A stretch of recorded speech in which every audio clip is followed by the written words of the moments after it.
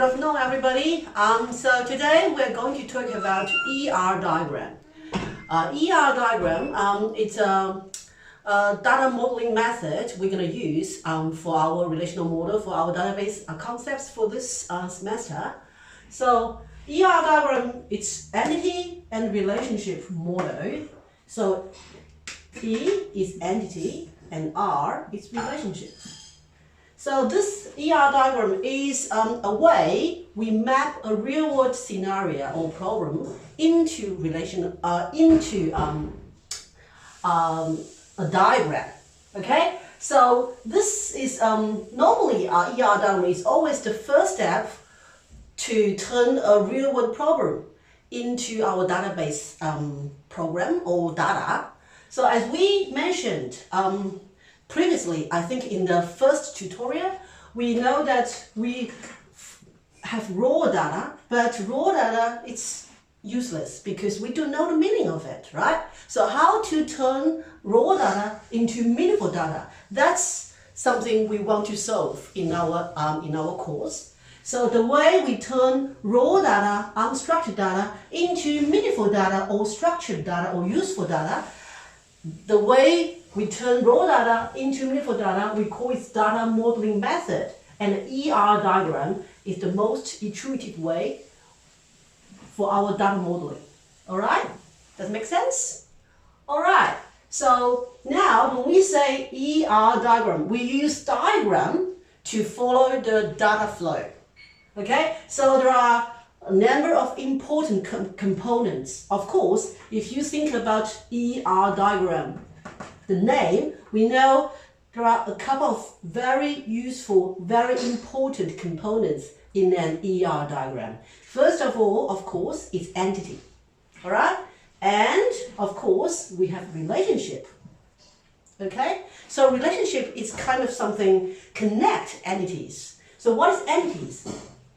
Entities is a set of objects that of interest. All right? For example, if we consider about RMIT University, if we want to build up a database for RMIT University, okay, so students must be a bunch of information we want to gather together. So students is an object that we are interested in. Employee is another bunch of information we want to keep. Course, of course, and enrollments, there are many things we want to keep, right? And for those objects, it can be physical objects. For example, student, employee, they are physical objects. And there are some conceptual objects, for example, enrollment or order. So those are some conceptual objects, all right? So we call them entity. It's something we want to describe, okay? And then we have relationships in between.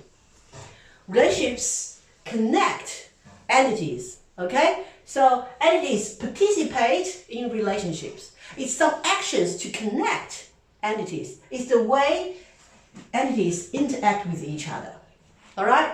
And the other thing, which is attributes, okay? Attributes is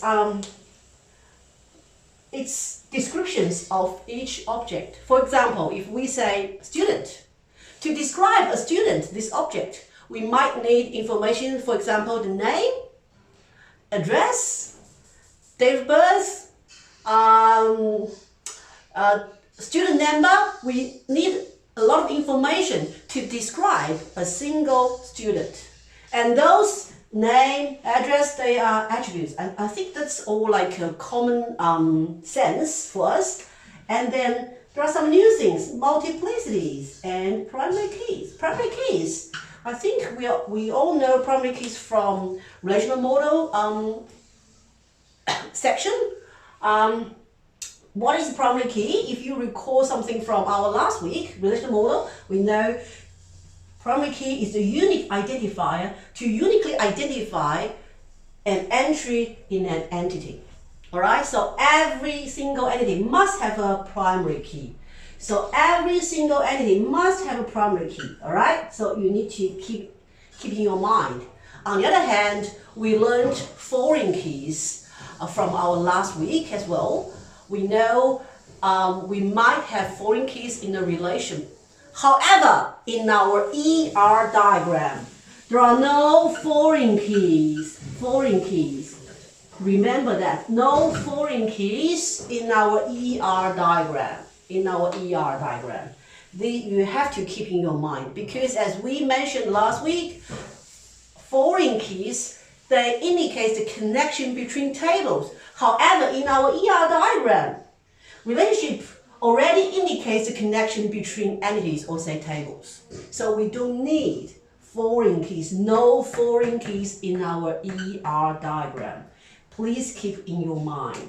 And for the multiplicities, that's a little bit new to you.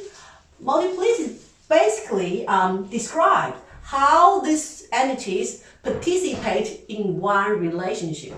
That's the nature of the relationship. Okay.